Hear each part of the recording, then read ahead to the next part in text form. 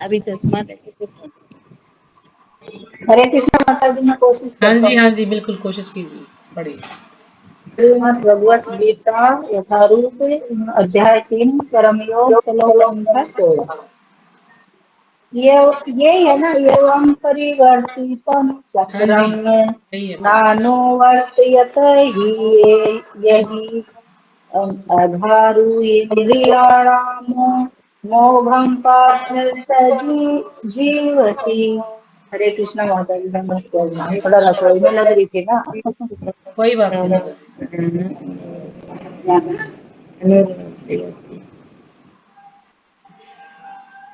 हाँ जी बोली सुशीला माता जी, पढ़िए। हाँ जी माता जी पढ़ो। अध्याय 3 श्लोक संख्या 16। एवं परिवर्तितं चक्रं नानुर्वर्तयति यः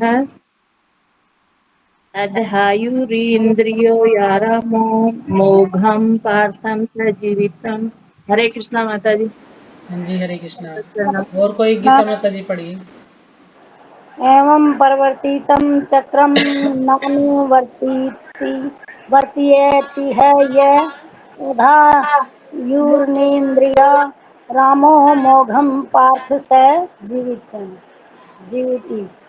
हरे कृष्णा माता जी, नमस्ते। हाँ जी हरे कृष्ण प्रणाम। हाँ जी कविता माता जी। हरे कृष्ण माता जी, हाँ दंडवत जी प्रणाम। पढ़िए माता जी, पढ़िए। एवं परिवर्तितं चक्रं नानुवर्तयति य अघायुरिन्द्रियारामो मोघं पार्थ स जीवति। हरे कृष्ण माता जी, हाँ जी दंडवत हरे प्रणाम। कृष्णा। हाँ जी और कोई पढ़ेगा? सुमन माता जी आप पढ़ेंगी? हरे कृष्णा माता जी अभी किचन पे हूँ मैं। नेक्स्ट वाला देख लीजिए। ठीक है ठीक है। अच्छा जी कांता माता जी आप पढ़ेंगी?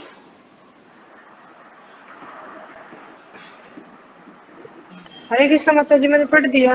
नहीं नहीं कांता माता जी बोला मैंने, कविता नहीं बोला, कांता बोला। कोई नहीं चलो मैं पढ़ती हूँ। एवं परिवर्तितं चक्रम नानुवर्तयति यः अघायुरिन्द्रिय इंद्रियारामो मोघम पार्थ स जीवति। ठीक है माता जी आप शुरू कीजिए। पूनम माता जी। जी माता जी। शब्दार्थ।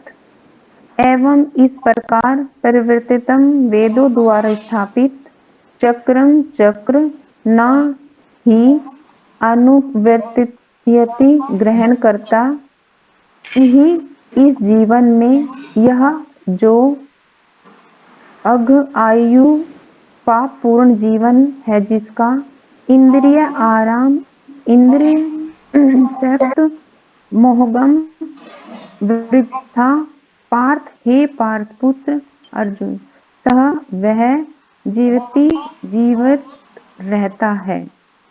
शिल प्रभुपाद द्वारा अनुवाद हिंदी में।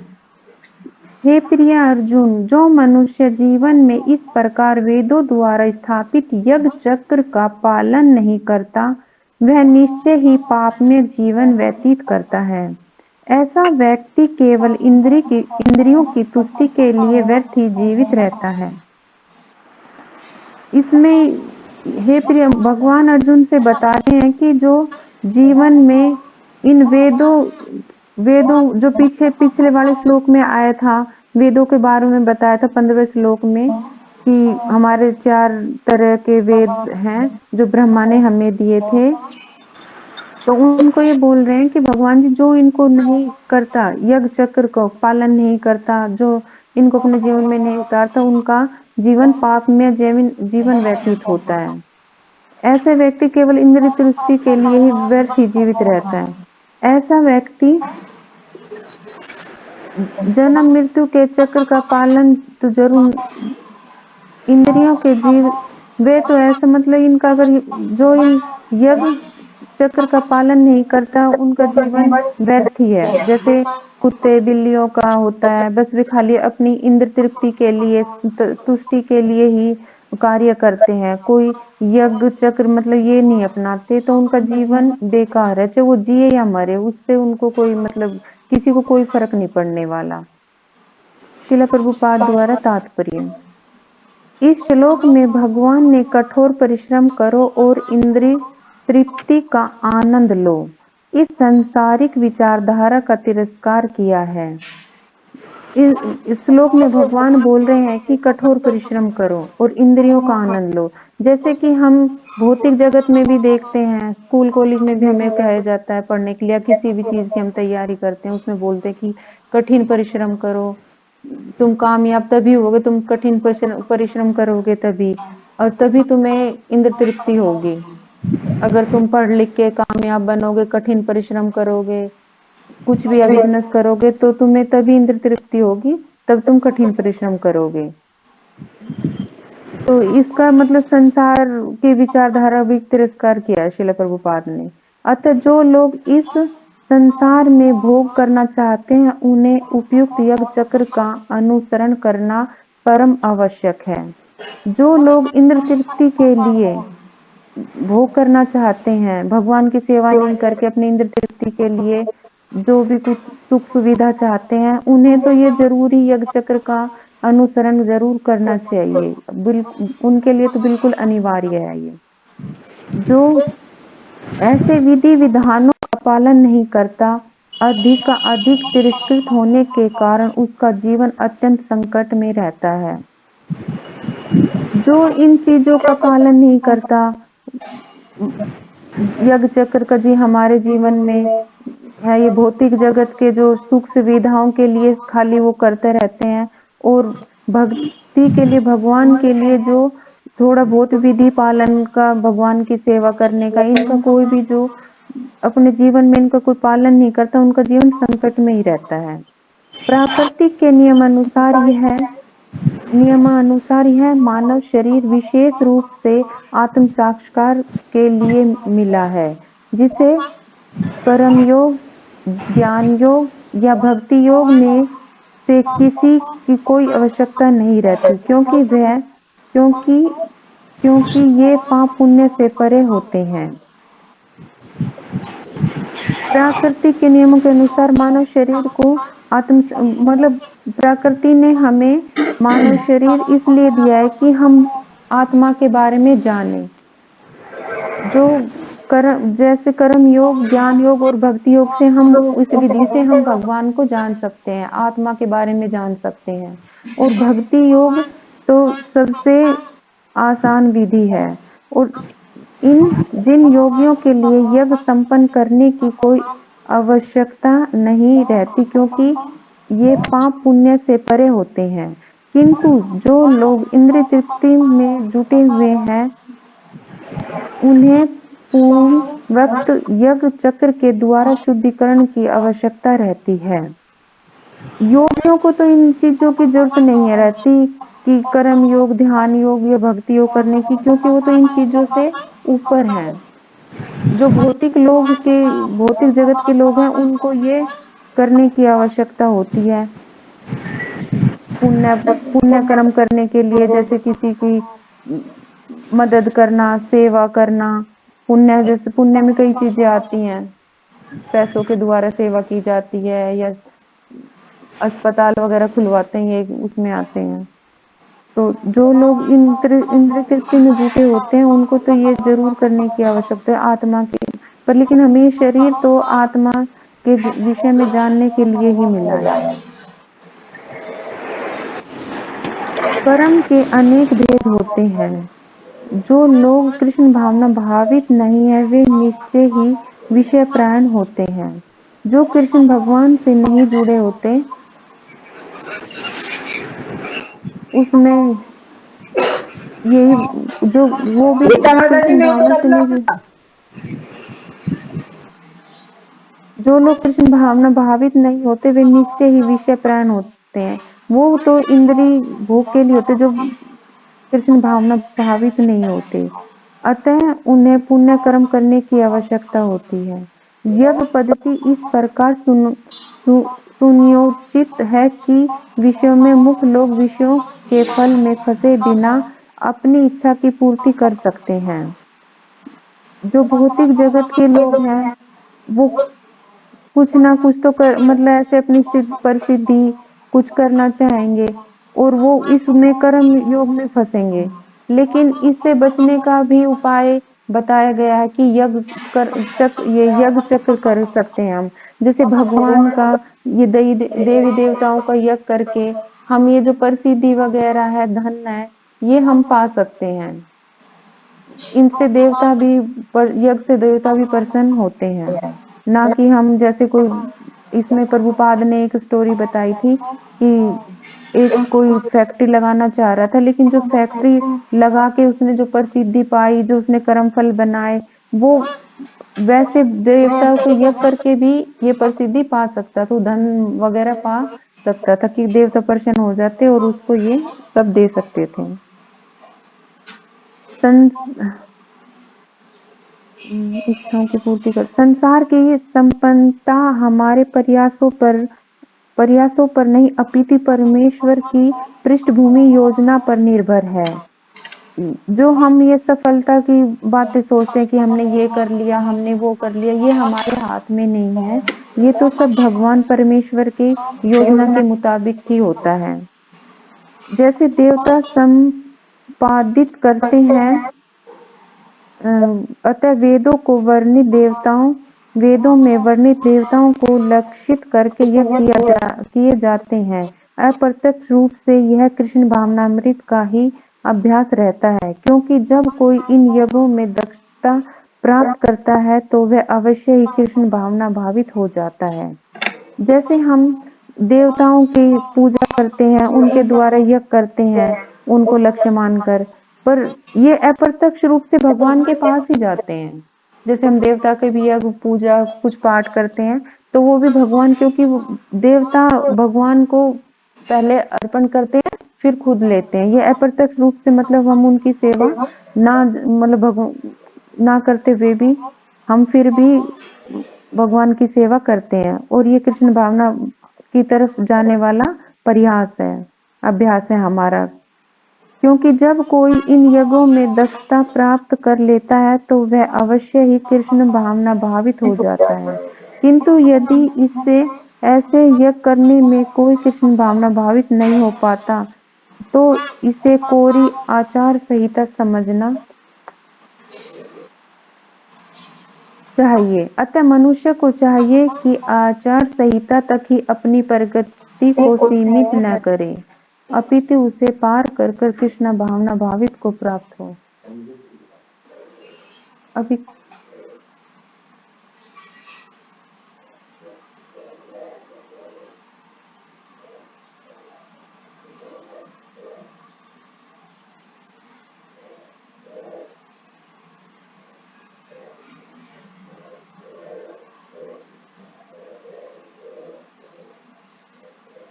मेरे को डिस्टर्ब कर रहा है। तो इसमें ये बताया गया है कि यदि हमें किसी ऐसे यज्ञ करने की कुछ आचार संहिता में भी हमें यह समझना चाहिए, जैसे हम कोई यज्ञ करते हैं तो उसमें अगर हम भगवान को, अगर उस पुरुष को भूल जाएंगे जिसके लिए हम यज्ञ कर रहे हैं, तो उस यज्ञ का कोई फायदा नहीं है हमारे लिए। अगर हम भगवान को याद करके यज्ञ करते हैं तो वो ही हमारा यज्ञ कामयाब होता है और सफल भी होता है। और हमें तो कृष्ण भावना भावित को तो ज्यादा वो करने की वो नहीं है, मतलब यज्ञ वगैरह हमारा तो संकीर्तन यज्ञ ही चलता है, और वो भी हमारे लिए सर्वश्रेष्ठ है, संकीर्तन यज्ञ। माता जी मुझे तो इसमें इतना ही आया है समझ। ठीक है माता जी। अगला श्लोक संख्या 17।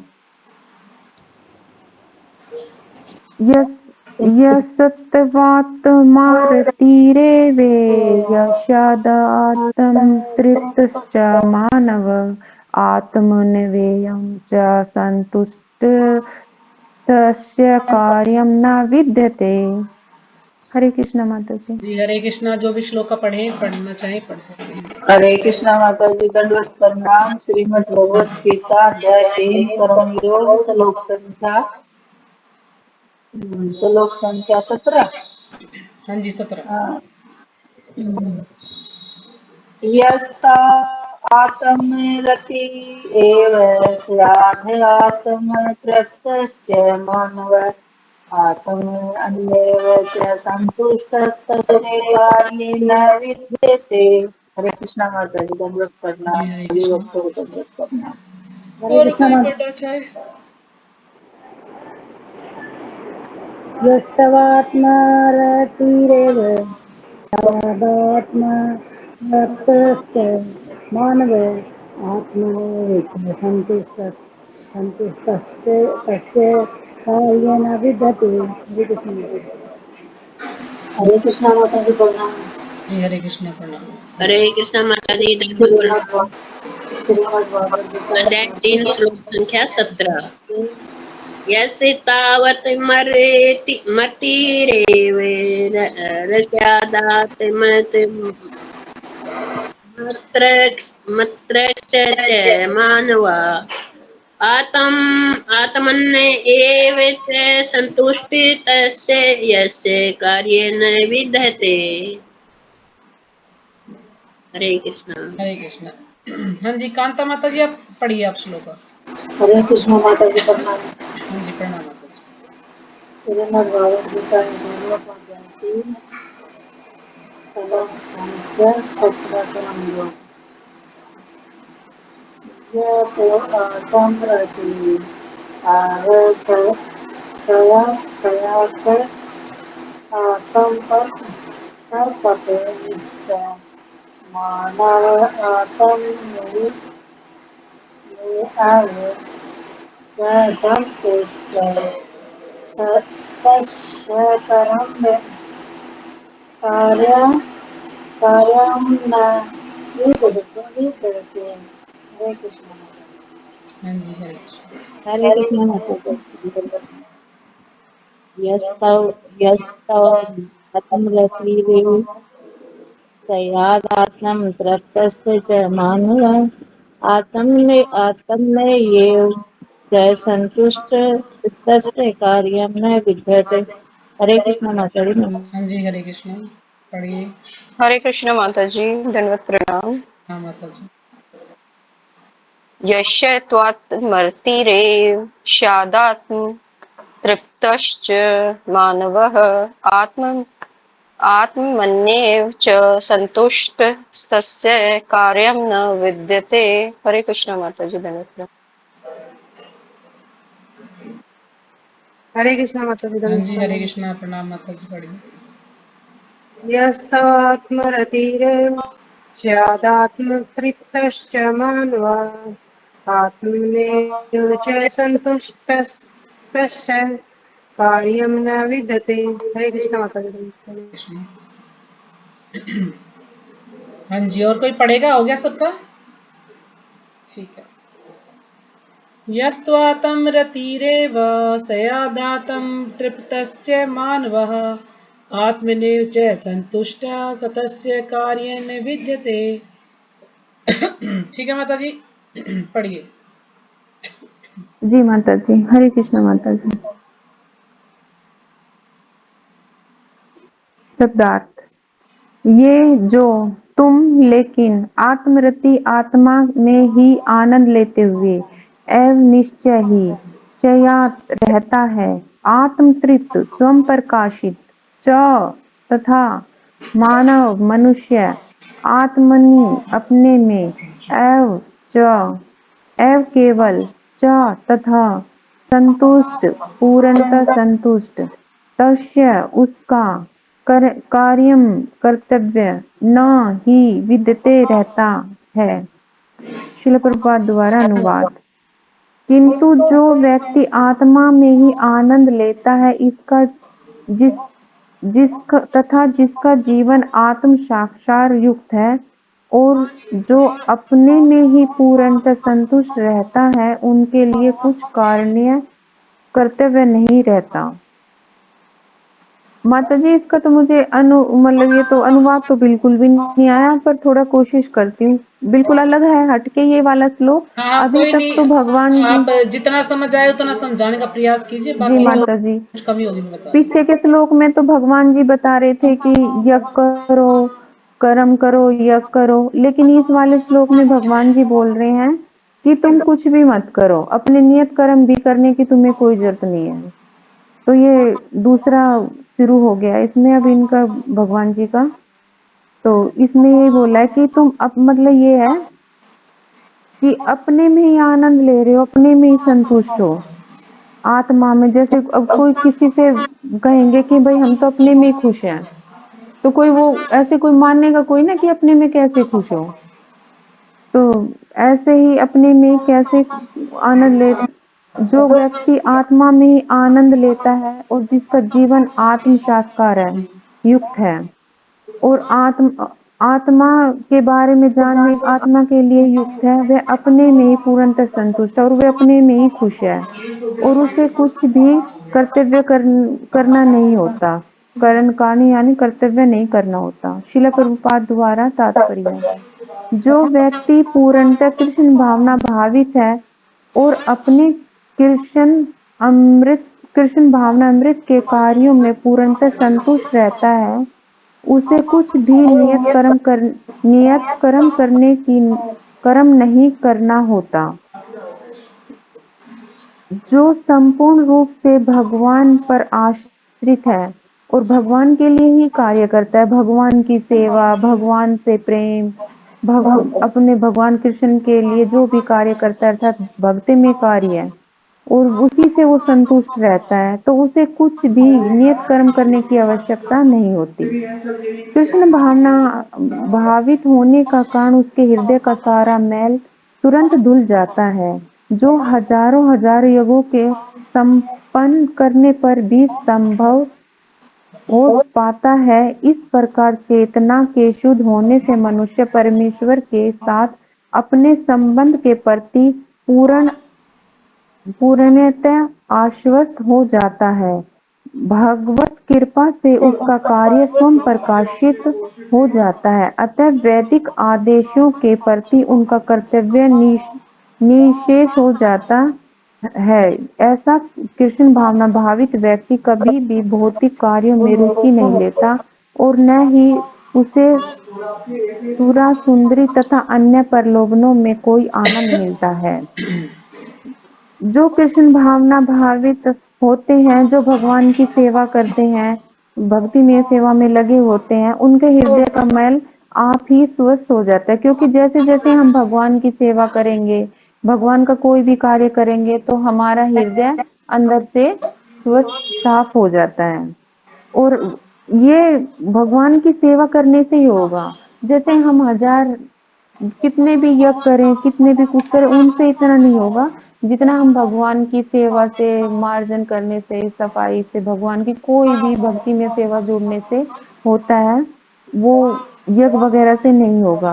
और जो जिस प्रकार चेतना से शुद्ध परमेश्वर के साथ संबंध कर और भगवान के साथ बिल्कुल भरोसा होता है उन्हें कि जो करेंगे भगवान ही करेंगे, पूर्ण आश्वस्त हो जाता है, वह स्वयं भगवत कार्य में स्वयं प्रकाशित हो जाता है। वह भगवान के कार्यों में खुद ही स्वयं मतलब प्रकाशित चमकने लग जाता है। जैसे कोई भी कार्य करेंगे, जैसे उदाहरण के तौर पर हमारे सेंटर में जय माधव हरि प्रभु जी भगवान की इतनी भक्ति में सेवा करते हैं, और भी बहुत सारे ग्रुप में वो खुद ही मतलब सभी ऐसे उनके ऊपर सबकी निगाहें होती है कि प्रभु जी कितनी सेवा करते हैं, तो स्वयं चमकने लग जाते हैं, स्वयं प्रकाशित हो जाते हैं।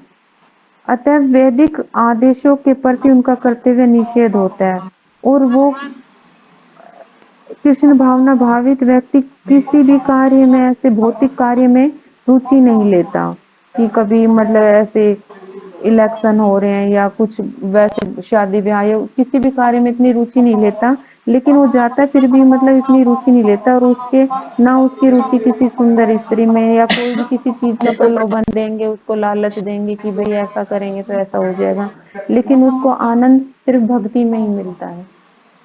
माता जी मुझे तो बस इसमें इतना ही आया। हरे कृष्णा ठीक माता जी, दंडवत ठीक है प्रणाम। माता जी, बहुत कुछ अच्छे से समझाने गलती का हो तो प्रयास किया आपने। क्षमा करना। तो एक बार सब अनम्यूट करके माता जी का धन्यवाद करेंगे। हरे कृष्णा हरे हरे कृष्णा कृष्णा हरे कृष्णा कृष्णा कृष्णा हरे हरे हरे हरे राम राम हरे राम राम राम राम हरे राम हरे हरे बहुत हरे धन्यवाद कृष्णा माता जी, माता धन्यवाद जी प्रणाम। का। हरे कृष्णा माता जी। प्रणाम। तो इस बहुत श्लोक ही में सुंदर समझाया है पूनम माता जी। आपने जो अब तक जो क्लास की है उनमें सबसे बेस्ट क्लास है ये आज की। हर बार तो धन्यवाद आपकी माता जी, आवाज कभी कोशिश आती थी की। कभी नहीं आती थी, मतलब क्लियर, लेकिन आज आपने बिल्कुल आराम आराम से इसको अच्छे से समझाने का प्रयास किया है। और बड़े अच्छे से समझाया माता जी, हाँ हाँ मतलब बिल्कुल जैसे होता है ना, बहुत पेशेंटली। हाँ, वही तो मैं कह रही हूँ ना कि सबसे बेस्ट क्लास थी आज की जो इतने दिनों में आपने की है सबसे। तो ये जो श्लोका है इसमें 16वां श्लोका है कि हे प्रिय अर्जुन, जो मानव जीवन में इस प्रकार वेदों द्वारा स्थापित यज्ञ चक्र का पालन नहीं करता वह निश्चय ही पाप में जीवन व्यतीत करता है। ऐसा व्यक्ति केवल इंद्रियों की तुष्टि के लिए व्यर्थ ही जीवित रहता है। तो यहाँ पर अर्जुन को समझा रहे हैं भगवान, कह रहे हैं कि जो मानव जीवन में इस प्रकार वेदों द्वारा स्थापित यज्ञ चक्र यानी कुछ यज्ञ जो मैंने आपको कल बताया था कि 5 महायज्ञ हैं कि वो सबको करने ही होते हैं। तो वेदों में जो स्थापित ये यज्ञ बताए हैं उनको यज्ञ चक्र कहा गया है कि कुछ यज्ञ हैं जो कि सबको करने ही होते हैं। जैसे गर्भाधान संस्कार है, फिर उसके बाद जब बच्चा पैदा होता तो फिर एक हवन किया जाता है, फिर जब बच्चे का मुंडन होता तो भी किया जाता है, और जब उसका विवाह होता तो भी यज्ञ किया जाता है, और फिर जब उसकी मृत्यु होती है तो भी यज्ञ किया जाता है। तो इस प्रकार से 5 यज्ञ जो बताए हैं वो सबको करने ही होते हैं। तो जो व्यक्ति अपनी इंद्र तृप्ति में लगा रहता है, लेकिन वो इन यज्ञ चक्रों का उसके लिए नियम है, उसको ये तो करने ही पड़ेंगे, लेकिन वो इनका पालन नहीं करता, इनको नहीं करता, तो वह निश्चय ही पाप में जीवन व्यतीत करता है। जो कि भगवान का नाम तो लेता ही नहीं है और भी कुछ नहीं करता, लेकिन अगर वो इन यज्ञों को भी नहीं करता है तो वो निश्चित रूप से पाप में जीवन ही व्यतीत करता है। ऐसा व्यक्ति केवल इंद्रियों की तुष्टि के लिए व्यर्थ ही जीवित रहता है। तो जो ऐसा व्यक्ति है वो अपनी इंद्रियों की तुष्टि के लिए व्यर्थ ही जीवित रहता है, बेकार में जीवित रहता है। क्यों? उसका कोई लक्ष्य ही नहीं है, उसको कुछ पता ही नहीं कि उसे क्या करना है क्या नहीं करना, कुछ भी नहीं करता, सिर्फ अपनी इंद्रियों को तुष्ट करने में लगा रहता है, तो वो व्यर्थ ही जीवन जी रहा है। जैसे यहाँ पर प्रभुपाद जी समझा रहे हैं, किसी श्लोक में भगवान ने कठोर परिश्रम करो और इंद्रिय तृप्ति का आनंद लो इस सांसारिक विचारधारा का तिरस्कार किया है। यानी कुछ लोग हैं कितना कठिन परिश्रम करते हैं, है ना, रात दिन बस धन कमाने में लगे रहते हैं, और फिर क्या करते हैं, उसको बस अपने आनंद के लिए उसको ऐसे ही उड़ा देते हैं। जैसे हम उदाहरण देख सकते हैं कि जैसे कि आप ये जो मिस्त्री हैं, जो मजदूर वगैरह हैं, काम करते हैं, कितना काम करते हैं। अब हमारे घर में जैसे घर बन रहा है तो मिस्त्री लगे हुए हैं, इतना मेहनत करते हैं कि सुबह एक व्यक्ति का काम है ईंट ऊपर लेके जाना, तीसरी मंजिल पे लेके जाना। सुबह लगता है वो 9 बजे, शाम को 6 बजे तक उसका ईंट ढोने का ही काम, बस ईंट लेके जाता है वो। तो कितना कठोर परिश्रम उसके लिए, कितनी मेहनत करता है, लेकिन उस पैसे को, इतनी मेहनत से उस पैसे को कमाएगा और फिर इसको शराब में उड़ा देगा। ज्यादातर हम देखते हैं कि जो मजदूरी करते हैं जो लोग, ये ज्यादा शराब पीते हैं। तो कितनी मेहनत से, कष्ट से उसने पैसा कमाया, इतनी मेहनत करके फिर उसको व्यर्थ ही उड़ा देते हैं। तो ये जो हमारा जो ये मनुष्य जीवन है, ये हमें मिला है अपना उद्धार करने के लिए, भगवान का नाम लेने के लिए, लेकिन इसको हम व्यर्थ ही गवा देते हैं। अब हमें जो है इसको बिल्कुल भी ध्यान नहीं देते कि और जितने भी योनियां हैं उसमें हम भगवान की भक्ति नहीं कर सकते हैं। सिर्फ एक मनुष्य जीवन ही ऐसा है जिसमें हम भगवान का नाम ले सकते हैं, लेकिन उसको भी जब हम मनुष्य जीवन मिलता है उसमें हम व्यर्थ गवा देते हैं। तो ऐसा व्यक्ति जो यज्ञ दिए गए हैं उनका भी पालन नहीं करता तो उसका जीवन व्यर्थ है।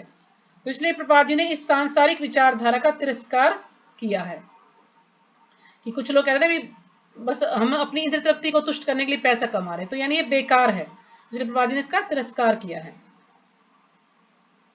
अच्छा, और इसमें था, तो यह है जो लोग इस संसार में भोग करना चाहते हैं उन्हें उपयुक्त यज्ञ चक्र का अनुसरण करना परम आवश्यक है। जो लोग इंद्रिय तृप्ति करना चाहते हैं, भोग करना चाहते हैं, तो उनके लिए ये जो यज्ञ चक्र है, ये जो 5 तरह के जो यज्ञ हैं उनके लिए करने आवश्यक है, परम आवश्यक है। यानी वो इससे छुटकारा नहीं पा सकते, उनको जरूरी है ये यज्ञ करने चाहिए, जो कि सिर्फ अपनी इंद्रियों को ही तुष्ट करने में लगे रहते हैं। और कुछ विधि विधान दिए गए हैं तो उनके अनुसार उनको ये यज्ञ करने होते हैं। तो ये हमें जो मनुष्य जीवन मिला है, हमें आत्म साक्षात्कार के लिए मिला है, हमें ये जानने के लिए मिला है कि हम कौन हैं और हमारा लक्ष्य क्या है, हमारा कर्तव्य क्या है, हमारा स्वरूप क्या है, हमारा भगवान के साथ क्या संबंध है। तो ये सब हमें जानने के लिए मिला। तो यहाँ पर 3 विधियां हैं कि कर्म योग, ज्ञान योग या भक्ति योग। इनमें से हम किसी भी एक विधि के द्वारा भगवान का नाम ले सकते हैं, क्योंकि कर्म योग यदि हम करते हैं, भगवान से संबंधित कर्म करते हैं, तो वो भक्ति योग ही बन जाता है। फिर मान लीजिए हम ज्ञान योग है, भगवान के शास्त्रों का हम ज्ञान लेते हैं, है ना, या अच्छी तरह से भगवान को जानने का प्रयास करते हैं, तो वो भी भक्ति योग ही है। और भक्ति योग तो भक्ति योग है ही कि हम पूरी तरह से बस जो भी कार्य करें सिर्फ भगवान की प्रसन्नता के लिए करें। 24 घंटे अपने आप को भक्ति में इतना डुबो दे, बस भक्ति में ही लगे रहें। जो भी कुछ मान ले हम कोई कार्य कर रहे हैं घर में, तो हम उस समय कथा सुन सकते हैं या हम कीर्तन कर सकते हैं, तो 24 घंटे हम भगवान को याद कर सकते हैं। हमारा बस एक ही कार्य कि भगवान की भक्ति में लगे रहते, काम करते करते भी हम भगवान का नाम लेते रहते हैं। तो इनमें से हम किसी भी विधि को अपना सकते हैं ताकि इससे हम अपना उद्धार कर सकें। लेकिन जो लोग कृष्ण भावनाभावित नहीं है, वो क्या करते हैं, वो निश्चय विषय परायण होते हैं। विषय परायण यानी वो जो इंद्रिय के जो विषय है उसी में आसक्त रहते हैं। परायण का मीन्स है आसक्त, उसी में आसक्त रहते हैं। वो कृष्ण भावित नहीं है, इसलिए अपनी इंद्रियों को तुष्ट करने में ही लगे रहते हैं, उनके विषयों में ही आसक्त रहते हैं। अतः उन्हें पुण्य कर्म करने की आवश्यकता होती है। तो जो लोग अपनी इंद्रियों के विषयों में आसक्त होते हैं, तो ज्यादा नहीं तो कम से कम वो उन्हें पुण्य कर्म करने की आवश्यकता है। यदि वो पुण्य कर्म भी करते हैं तो भी उनका कुछ भला हो सकता है, लेकिन पाप कर्म करेंगे तो उससे उन्हें कष्ट ही मिलेंगे। लेकिन यदि पुण्य कर्म भी करते हैं, वो किसी की सहायता कर दी, किसी के लिए अस्पताल, लोगों ने अस्पताल बनवा दिया, प्याऊ लगवा दिया, ऐसा कोई धार्मिक कार्य करते हैं, तो इससे कुछ तो पुण्य मिलता है। तो भगवान का नाम ना ले तो कम से कम कुछ तो पुण्य कार्य करें ऐसे लोग। तो ये यहाँ पर बताया गया है। तो कुछ लोग सोचते हैं कि संसार की संपन्नता हमारे प्रयासों पर, मतलब हमने जो भी कुछ किया है ये हमारी मेहनत का नतीजा है, मतलब हमने ही ये संपन्नता जो भी है ये सब हमारी वजह से है। लेकिन ऐसा नहीं है, क्योंकि ये सब किसके द्वारा है, परमेश्वर के द्वारा, परमेश्वर की पृष्ठभूमि योजना के द्वारा। यानी परमेश्वर की जो सेटिंग है, हम अंदाजा भी नहीं लगा सकते कि परमेश्वर की क्या सेटिंग, क्या योजना है, परमेश्वर क्या करना चाहते हैं।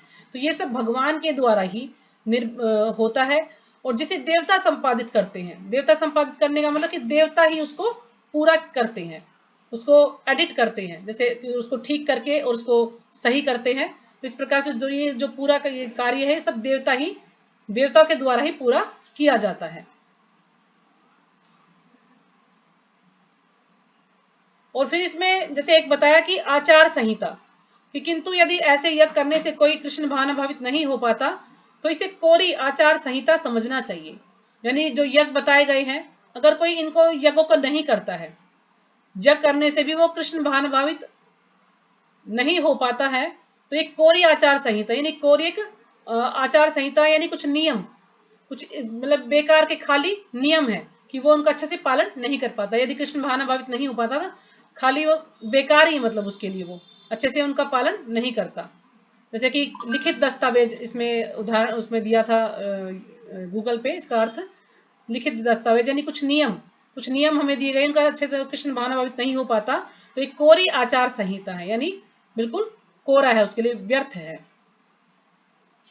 अतः मनुष्य को चाहिए कि वे आचार संहिता तक ही अपनी प्रगति को सीमित ना करें, यानी जो आचार संहिता है, जो ये नियम हमें दिए गए हैं, उस तक ही अपने प्रगति को सीमित ना करें, अपितु से पार करके कृष्ण भावनामृत को प्राप्त करें। यानी जो नियम दिए गए सिर्फ उन तक ही सीमित ना रहे, बस जो नियम दिए गए उन्हीं को पालन करें और ना करें, तो उन तक सीमित ना रहे, वो कृष्ण भावनामृत को भी प्राप्त करे, कृष्ण भावनाभावित बने, उसे ऐसा करना चाहिए।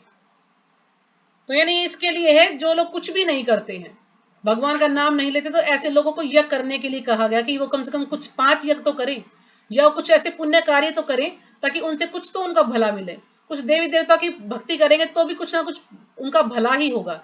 लेकिन अगर वो कुछ भी नहीं करते, ना देवताओं की भक्ति करते हैं, ना वो पुण्य कार्य करते हैं, ना ही वो ये जो 5 यज्ञ बताए गए इनको भी नहीं करते हैं, तो ऐसे लोग तो बिल्कुल ही उनका जीवन व्यर्थ है, बिल्कुल ही नास्तिक लोग हैं जो कुछ भी नहीं करते हैं, तो उनका भला नहीं हो सकता। तो कहते हैं ना करने से कुछ तो अच्छा, तो हमें कुछ तो करना ही चाहिए। अच्छा, अगला श्लोक है 17वां, कि किंतु जो व्यक्ति आत्मा में ही आनंद लेता है और जिसका जीवन आत्म साक्षात्कार युक्त है, यानी जो व्यक्ति आत्मा में ही आनंद लेता है उसको कहा जाता है आत्मा राम, कि वो आत्मा में ही अपने आप को मतलब इस स्तर पर है कि वो अपने आप को आत्मा ही समझता है। जैसे कि सुखदेव गोस्वामी थे, वो इसी स्तर पर थे, आत्मा के स्तर पर ही थे। तो इसलिए जब वो नग्न अवस्था में वहां से निकलते हैं नदी के पास से, तो कुछ स्त्रियां नहा रही थी, तो उन्होंने अपने वस्त्रों को ढका नहीं। क्यों? क्योंकि वो बिल्कुल आत्मा में ही रमण कर रहे थे सुखदेव गोस्वामी। उन्हें ध्यान ही नहीं था कि स्त्री की पुरुष है, कोई स्नान कर, उन्हें बिल्कुल कुछ भी नहीं पता था, और वो सीधा अपना जा रहे थे वहां से निकलकर। तो ऐसा व्यक्ति जो आत्मा में ही रमण करता है, सिर्फ आत्मा में ही रहता है, आत्मा में ही आनंद लेता है, जिसका जीवन आत्म साक्षात्कार से युक्त है, यानी उसको ये ज्ञान है कि तू आत्मा है, शरीर नहीं है, बिल्कुल उससे युक्त है वो। और जो अपने में ही पूर्णतः संतुष्ट रहता है, जो अपने आप में संतुष्ट रहता है, जिसको किसी दुख से, सुख से, या किसी समाज से, या भौतिक संसार किसी को कुछ लेना देना नहीं है, क्योंकि वो अपनी आत्मा में ही रमण करता है। उसको आत्मा का ज्ञान है, भगवान से ही जो है अपना संबंध उसने जोड़ ले, भगवान की ही सेवा करता है, और उस कुछ नहीं, उसको कुछ नहीं दिखता, ना कुछ अच्छा बुरा सुख दुख, कुछ भी उसको कष्ट नहीं पहुंचा सकता, कोई भी उसको विचलित नहीं कर सकता, उसके लिए कुछ करणीय कर्तव्य नहीं होता। तो ऐसा व्यक्ति यदि कुछ कर्तव्य है उनको ना भी करे तो भी चलेगा, वो ऐसे कर्तव्यों को ना भी करे, क्योंकि वो पहले से ही सब कुछ कर चुका है, वो भगवान की भक्ति में लग चुका है, वो आत्मा के स्तर तक आ चुका है, उसे ज्ञान हो गया कि मैं आत्मा हूं, शरीर नहीं हूं। तो इसलिए कुछ कर्तव्य वो ना भी करे तो भी चलता है। तो जरूरी नहीं कि उसके लिए जो जितने भी जो कर्म है, नियम है, सब कुछ उसको करने पड़ेंगे, नहीं, कोई जरूरी नहीं है। लेकिन कुछ लोग इसका गलत अर्थ भी ले लेते हैं, सोचते हैं, जिसको पूरा ज्ञान नहीं है वो सोचते हैं अरे हाँ ये लिखा है इसमें, तो इसका मतलब यही है कि कुछ करने की जरूरत नहीं है। नहीं, ऐसा नहीं है। तो इसके हमें पूरी बात को समझना चाहिए। जैसे कि अध्याय 9 का 22वां श्लोक है, तो इसमें समझ सकते हैं कि अनन्याश्चिन्तयन्तो माम ये जना पर्युपासते तेषाम नित्याभियुक्तानाम योगक्षेमम वहामयम। यानी किंतु जो लोग अनन्य भाव से मेरे दिव्य स्वरूप का ध्यान करते हुए निरंतर मेरी पूजा करते हैं, तो भगवान बता रहे कि जो अनन्य भाव से, अनन्य भाव यानी और कोई नहीं, सिर्फ भगवान श्री कृष्ण की पूजा करते हैं, और किसी देवी देवता की या किसी की पूजा नहीं करते हैं, निरंतर मेरी पूजा करते हैं, हमेशा लगातार मेरी पूजा करते हैं 24 घंटे, उनकी जो आवश्यकताएं होती मैं उन्हें पूरा करता हूं। तो भगवान उनकी जो भी आवश्यकताएं होती हैं उनको पूरा करते हैं। वो व्यक्ति चाहे कुछ भी ना मांगे, लेकिन भगवान को पता है कि उसकी क्या आवश्यकताएं हैं, भगवान उसको पूरा करते हैं, और जो कुछ उनके पास है उसकी रक्षा करते हैं, और जो भी उनके पास जो भी कुछ है उसकी रक्षा करते हैं भगवान। तो कुछ लोग इसका अर्थ, जो शुरू की बात है उसको तो देखते नहीं है कि हम अगर 24 घंटे भगवान की सेवा करेंगे, भगवान का नाम लेंगे, तो भगवान ऐसा करेंगे। वो ऐसा नहीं देखते, वो सिर्फ ये देखते हैं योगक्षेमम वहामयम, यानी भगवान जो है हमारी आवश्यकताएं पूरी करेंगे और हमारी जो वस्तु है उनका ध्यान रखेंगे, रक्षा करेंगे, इस चीज को देख लेते हैं। तो ऐसा नहीं, हमें पूरे अर्थ को समझना चाहिए कि आखिर इसका मतलब क्या है इसमें। तो इस चीज को वो नहीं समझते हैं और गलत अर्थ ले लेते हैं। तो फिर यहाँ पर तात्पर्य में बता रहे हैं पाद जी कि जो व्यक्ति पूर्णतः कृष्ण भावना भावित है और अपने कृष्ण भावनामृत के कार्यों में पूर्णतः संतुष्ट रहता है, उसे कुछ भी नियत कर्म नहीं करना होता। तो प्रभात जी बता रहे हैं कि जो व्यक्ति पूर्णतः कृष्ण भावना भावित है, पूरी तरह से कृष्ण भावना भावित बन चुका है और कृष्ण भावनामृत के कार्य से पूर्णतः संतुष्ट है, पूरी तरह से संतुष्ट रहता है, उसे कोई भी इनसे कोई भी समस्या नहीं है कि ये नियम क्यों दिया, उसे किसी चीज से भी कोई लेना देना नहीं है, कोई दुख लाभ हानि उसे किसी चीज से कोई मतलब नहीं है, तो उसे कुछ नियत कर्म नहीं करना होता। तो जो नियत कर्म हमारे लिए दिए गए हैं शास्त्रों में कि एक हर व्यक्ति को ये कर्म करने हैं, तो वो इन कर्मों को नहीं भी करे। तो उसके लिए जरूरी नहीं कि वो इन कर्मों को करना जरूरी नहीं है उस व्यक्ति के लिए जो कि पूरी तरह से कृष्ण भावना भावित बन गया है। क्योंकि कृष्ण भावना भावित होने के कारण उसके हृदय का सारा मैल तुरंत धुल जाता है, उसको कुछ भी करने की आवश्यकता नहीं है। जब पूरी तरह से भक्ति में आ गया है तो जो हजारों हजारों योगों को संपन्न करने पर भी संभव हो पाता है। यानी हम हजारों हजारों यज्ञ करेंगे जब हमारे साथ हमारा जो है ये मैल धुल जाएगा, हम इस प्रकार से हमारी चेतना शुद्ध हो जाएगी। लेकिन यदि हम कृष्ण भावना भावित हो जाते हैं तो हमें ये सारे यज्ञ करने की कोई भी आवश्यकता नहीं है, हम जो है ऐसे ही शुद्ध हो जाएंगे, भगवान का नाम लेकर हमारा हृदय धीरे धीरे शुद्ध हो जाएगा। फिर जैसे इसमें दिया कि भगवत कृपा से उसका कार्य स्वयं प्रकाशित हो जाता है, यानी भगवान की जब कृपा होती है तो उसका जो कार्य है स्वयं प्रकाशित हो जाता, अपने आप ही वो प्रकाशित हो जाता है। अतएव वैदिक आदेशों के प्रति उसका कर्तव्य निशेष हो जाता है। वैदिक आदेशों के प्रति उसके जो कुछ कर्तव्य हैं, मतलब कुछ भी शेष नहीं रहता है, उसको कुछ भी करने की आवश्यकता नहीं होती है, जो व्यक्ति कृष्ण भावनाभावित हो जाता है पूरी तरह से।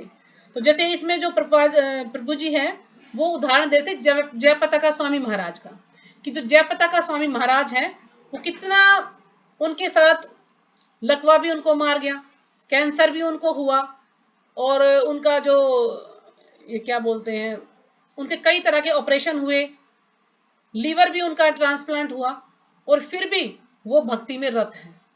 फिर भी जो उनका माइंड है वो बिल्कुल सही है, और वो अच्छे से लेक्चर कर पा रहे हैं। इतना बीमार होने के बावजूद, इतनी उनकी जो इनके इतने सारे ऑपरेशन उनके हो चुके हैं, इतनी समस्या उनके जीवन में आई है, कैंसर तक भी उनको हो चुका, उसका भी इलाज किया गया तो ठीक हो गए, तो फिर भी उनका जो माइंड है, भगवान उनका माइंड बिल्कुल ठीक रखा है। लकवा मारने के बाद भी वो लेक्चर दे रहे हैं, तो ये भगवान की कृपा ही तो है कि वो इतना कर पा रहे हैं।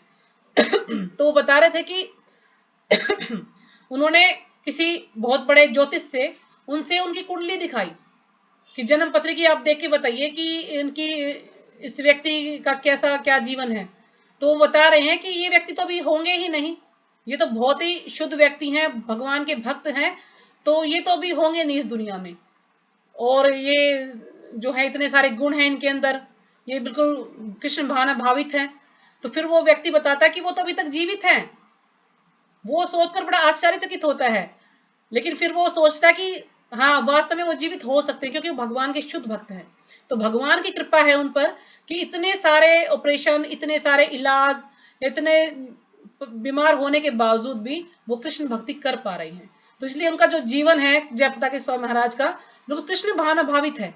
वो जहां पर भी जाते हैं, जब वो हॉस्पिटल में इलाज कराने भी जाते हैं, तो वहां पर भी लोगों को भक्त बना देते हैं, और एक एक भक्त से, एक एक नर्स से जब भी जाते हैं चेकअप कराने के लिए, तो वहां से एक एक नर्स से बात करते हैं कि आपने कितनी माला की, आपने क्या पढ़ा, पूरा मतलब उनको हर चीज के बारे में पूछते हैं। और उनका ये उनकी जो भक्ति ही है कि वो जब भी जाते हैं, जहां पर जाते हैं, उन लोगों को भक्त बना देते हैं, उनको देखते ही लोग भक्त बन जाते हैं।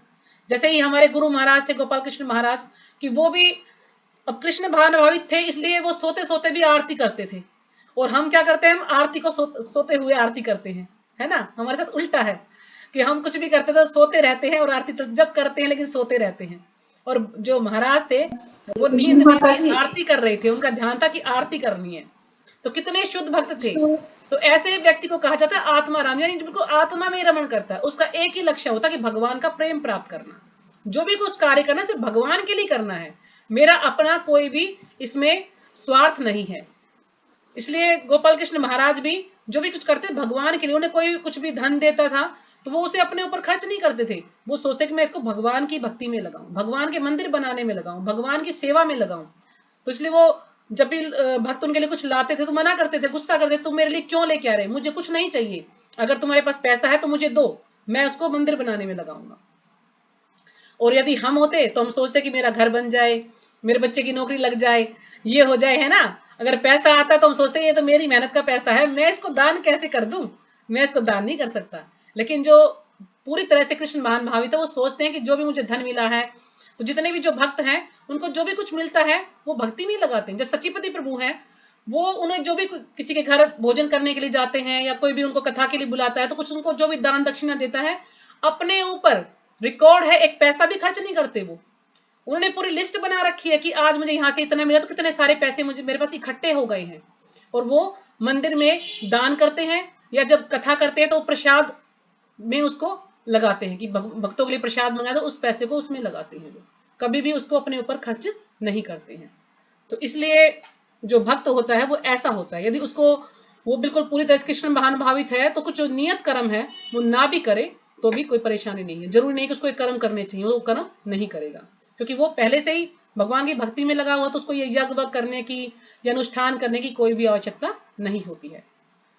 तो ठीक है माता जी, टाइम हो गया है, और यदि इसके अलावा किसी को बहुत कुछ अच्छे समझ से नहीं आया समझाया है माता जी आपने, तो ये आप 17वां पूछ श्लोक सकते मेरे हैं। को समझ नहीं आ रहा था। मैं इसकी तैयारी नहीं, धन्यवाद इतने ज्यादा आपका। माता जी मैं इसको 3 बार शुरू कर चुकी हूँ श्लोक को, थोड़ा सा बस ये इसका अनुवाद सुना है मैंने इसका, फिर वो बंद ही हो जाता, मतलब ये तात्पर्य तो देखा ही नहीं मैंने हाँ, इसको। मेरे को तो अनुवाद ही समझ नहीं आ रहा था, हाँ, तात्पर्य तो थोड़ा आ रहा था, अनुवाद नहीं ये आ रहा कई था। बार पढ़ना पड़ता है, मैंने भी इसको 2-3 बार सुना है मतलब, जब जाके मुझे थोड़ा समझ आया है कि इसको क्या बताया है इसमें प्रभा जी ने। तो जैसे मैं कल आपको एक बात अच्छे बता से। रही थी, अगर समय हो तो 5 मिनट ले लूं मैं आपके। हाँ जी माता जी। कल मैं आपको बता रही थी कि सृष्टि के बारे में आया था ना, इसमें एक लाइन आई थी हमारी, माता जी ने मेरे से पूछा भी था कि प्रविष्ट का अर्थ बताइए माता जी मुझे, कौन सा श्लोक का था वो, इसी में शायद आया था ना। अब मुझे समझ नहीं आएगा, दिखेगा नहीं कहीं पे क्या भी। माता जी, कौन कल क्या जो वर्ड हमने था? कल दो श्लोका किए थे ना, उसमें तो एक जी माता जी ने मुझसे पूछा ना, प्रविष्ट का मतलब पूछा था, ये उसमें यही था कि जो सृष्टि के बारे में था वो, ये शुरू में ही था शायद वो ना, कि भगवान जो है दृष्टिपात करते हैं, है ना, प्रकृति पर दृष्टिपात करते हैं, उसे गर्भस्थ कर देते हैं। तो ये था। तो प्रविष्ट का मतलब वही था, जैसे मैंने कहा कि प्रवेश, यानी प्रवेश किया हुआ, यानी वो प्रवेश कर चुके हैं, यानी बीज रूप में भगवान ने उनके गर्भ में उसको डाल दिया है, बीज रूप में। तो भगवान जो है, कहते हैं कि भगवान अपनी दृष्टि से दृष्टिपात करते हैं, भगवान को संग करने की आवश्यकता नहीं है, दृष्टिपात करने से ही वो प्रकृति को गर्भस्थ कर देते हैं। तो ये जो ब्रह्म संहिता है, ब्रह्म संहिता में इसका पूरी तरह से डिटेल में बताया गया प्रकृति सृष्टि कैसे होती है। तो मैं उसी को सुन रही थी आज, इसलिए मैं इस लेक्चर को कम सुन पाई, कम से कम मैंने 2 घंटे उसको सुना, लेकिन फिर भी थोड़ा सा वो रह गया है, उसको मैं कल फिर से सुनूंगी। तो उसमें यही बताया था कि जो कारणोदकशाई विष्णु है, हमारे 3 पुरुष अवतार हैं, कारणोदकशाई विष्णु और गर्भोदकशाई विष्णु और क्षीरोदकशाई विष्णु है। तो जो कारणोदकशाई विष्णु है, कारणोदकशाई विष्णु है, उनको महाविष्णु भी कहा जाता है। तो वो किनका अंश है? जो महासंकर्षण है, महासंकर्षण अंश है भगवान श्री कृष्ण के, भगवान श्री कृष्ण से के अंश है महासंकर्षण, महासंकर्षण के अंश है महाविष्णु या कारणोदकशाई विष्णु। तो वो जो दृष्टिपात करते हैं रमा देवी पर, रमा देवी बताया गया है योग माया। तो रमा देवी पर जब वो दृष्टिपात करते हैं तो रमा देवी से उत्पन्न होती माया देवी। माया देवी है ये जो बहिरंगा शक्ति है, जो प्रकृति जिसको हम बोलते हैं। तो माया देवी, और माया देवी को फिर वो बोलते हैं सृष्टि करने के लिए, क्योंकि वो गर्भस्थ करते हैं, भगवान दृष्टिपात करते हैं उस पर। और फिर जो शंभु हैं, शिव जी हैं, उन दोनों को बोलते हैं कि अब आप सृष्टि की रचना कीजिए। तो इस प्रकार से सृष्टि की रचना होती है। तो इसमें काफी लंबा था कि जैसे वो बता रहे थे कि रमा देवी पर दृष्टिपात करते हैं, संस्पर्श नहीं होते, यानी उनको उसके साथ संग करने की आवश्यकता नहीं है, भगवान बिल्कुल उससे अलग रहते हैं। और जो रमा देवी है वो है योग माया, यानी उसको हम राधा रानी भी बोल सकते हैं। तो उन्हीं का एक रूप है योग माया। तो योग माया से उत्पन्न होती है माया देवी। और माया देवी कौन है? वो कहते हैं रमा देवी की दासी है, माया देवी रमा देवी की दासी है।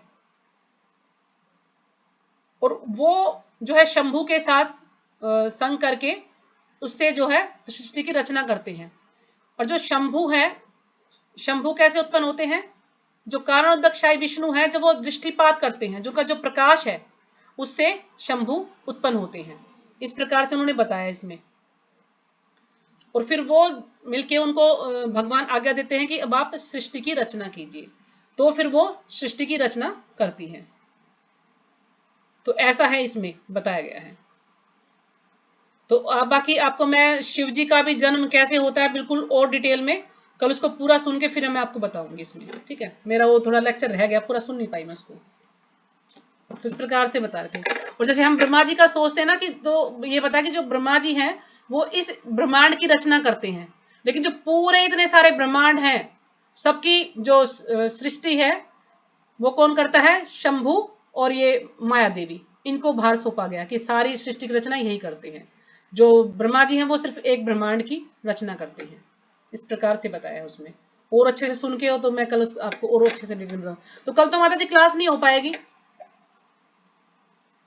कल तो नहीं लेक्चर है। माता जी, कल सेंटर में प्रोग्राम है। हाँ, राधा अष्टमी मना रहे हैं और परसों फिर राधा अष्टमी है। तो जहां तक है सब मंदिर जाते होंगे लोग बाग। अपन हमारा तो कुछ है नहीं अभी मंदिर जाने 2 का दिन तो। क्लास मुश्किल, तो बुधवार को ये देख लेंगे, और बुधवार को अगर मंदिर नहीं गए तो फिर कर लेंगे क्लास। वैसे तो मंदिर में सेवा बताई है तो प्रभु जी लोग तो मंदिर में जाएंगे, तो उनकी तो क्लास कल कैंसिल है। हम लोग तो मंदिर जाते नहीं है, तो हम हो सकता है कर सकेंगे कल, लेकिन कल तो होगा नहीं, परसों होगा क्लास फिर, ठीक है। कल सेंट्रल प्रोग्राम है, तो कल जो भी सेंटर पे जाए, जो भी भोग बनाकर लेकर जा सकता है लेकर जाने चाहिए उसको। माता जी ने मुझे तो फोन किया है कि आप कुछ भोग बना के लेके आना कल, तो आप में से कोई और भी कुछ बना के ले जा सकता है सेंटर माता पे जी जाते हैं तो। फिर आदि लीला माता जी कब करेंगी? मेरे ख्याल से तो बृहस्पति मुश्किल शुक्रवार को मुश्किल ही कभी। होगा उनको तो, इस हफ्ते मुश्किल ही होगा। बृहस्पतिवार को तो और किसी ग्रुप में उन्होंने अपना लगा रखा है ना, हर ग्रुप में क्लास करते अगले हैं। मंगलवार को ही होगी हमारी तो। मंगलवार को ही होगी, बाकी और पूछ लूंगी मैं उनसे, कर पाएंगी तो पूछ लूंगी फोन करके, क्योंकि 2 दिन तो हो नहीं पाएंगी। हम लोग नहीं भी गए बुधवार को तो वो तो जरूर जाएंगी वहां पर हाँ जी। मंदिर में, वो तो सचिपति प्रभु दोनों ही कल जाते सेंटर में क्या राधाष्टमी मना रहे हैं। हैं? राधाष्टमी मना रहे कल सेंटर में, तो इसलिए खुशी माता जी का फोन आया था मेरे पास कि माता जी कुछ आइटम बना देना जितना बना पाओ आप, तो मैं फिर बनाऊंगी कल, देखती हूँ कितना क्या हो सकता है। कल क्लास भी है ना भक्ति शास्त्री की, तो जितना समय मिलेगा उस हिसाब से जो बन पाएगा बना देंगे। ठीक है हाँ तो माता जी, कहीं कोशिश पे, कर। हाँ जी बोलिए। अरबी का हलवा भी बन जाता है। अरबी का हलवा माता जी बन सकता होगा, क्योंकि मैंने अभी कोशिश तो नहीं की है, लेकिन अरबी के मालपुए, अरबी के पकोड़े, अरबी की चटनी मैंने ट्राई नहीं किया, लेकिन किरण माता जी ने पिछली बार ट्राई किया था। वो कहती मालपुए बड़े अच्छे बने थे उसके, अरबी के, तो हो सकता है अरबी का हलवा ही बनता हो। एक बार मैं मंदिर में गई थी, राजभोग की सेवा थी मेरी, उस टाइम राधाष्टमी पे गई थी मैं, तो वहां पर एक प्रभु जी थे, उन्होंने 15 आइटम बनाए थे अरबी से, अरबी के 15 आइटम।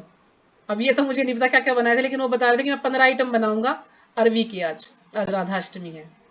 तो हम अरबी तो माता ज्यादातर अरबी की को बस सब्जी बनाती हूँ मैं तो, और कुछ नहीं बनाती हूँ। लेकिन किरण माता जी ने बनाए थे तो उनके अच्छे बने थे, कई आइटम बनाए थे उन्होंने पिछली बार। तो आप यूट्यूब पे देख के ट्राई कर सकते हैं, यूट्यूब पे आप लिखेंगे तो वीडियोस आ जाएंगी, रेसिपी आ जाएंगी, तो आप देख के बना सकते हैं जिसको भी बनाना हो। ठीक है माता जी। हाँ हरे कृष्णा माता जी, वांछा प्रणाम। कल्पतरुभ्यश्च कृपा वाञ्छाकल्पतरुभ्यश्च सिन्धुभ्यश्च कृपा सिंधु पतितानां च पतितानां पावनेभ्यो वैष्णवेभ्यो नमो नमः। हाँ जी गीता माता जी, क्या पूछ रहे हैं आप? प्रोग्राम कितने बजे से शुरू है? मंदिर में? मंदिर में तो हाँ माता जी। जी पूरे दिन ही चलता है। मंदिर में तो शाम को है वैसे प्रोग्राम, ज्यादा तो शाम को ही होता है, क्योंकि वो वर्किंग डे है ना, तो ज्यादा शाम को ही आते हैं लोग, तो शाम को ही होगा। शाम की सेवा लगाई है हम लोगों की, जेंट्स लोग की 40-50 लोग चाहिए सेवा के लिए, प्रसादम सेवा के लिए वहां पर। मैसेज में। हाँ तो ज्यादा शाम को ही होता है, लेकिन हमारा जो यहाँ सेंटर का प्रोग्राम होगा कल, वो भी शाम को ही होगा। 7 बजे से लेकर 9-10 बजे तक, 10 बजे तक चलेगा। अगर कोई यहाँ पर भी आना चाहे तो आ सकता है। चलो ठीक है माता जी, पहुंचे हैं कल, देखेंगे, हाँ कोशिश जी करेंगे। ठीक है। कहाँ जाएंगे, मंदिर या हमारे यहाँ? आपके यहाँ कहाँ, छावला? नहीं नहीं, नजफगढ़ में ही है हमारा जो सेंटर है, जहाँ पे अभी हमने छठी मनाई थी, वहीं पर रामलीला मैदान में हमारा प्रोग्राम है। वहीं रामलीला मंदिर है ना ये, राम भगवान का मंदिर है ये। हाँ वहीं पे आएंगे माता जी, बुक भी लेनी है ना। हाँ अच्छा, कमलेश माता जी आई थी ना, उनको पता है, तो आप उनको साथ लेके आइएगा कल, ठीक है। 7 बजे तक आ जाइएगा आप लोग, 7 बजे ही शुरू होता है प्रोग्राम, 7-7:30 तक ही शुरू हो पाता है। हो जाएंगे। हाँ जी आ जाना। हाँ जी प्रणाम। ठीक है जी, हरे कृष्णा, सभी को प्रणाम। तो अब आइएगा माता जी जरूर, ठीक है, हम आपका इंतजार करेंगे। माता जी आऊंगी, पक्का आऊंगी। ठीक ठीक ठीक है जी, हरे कृष्णा।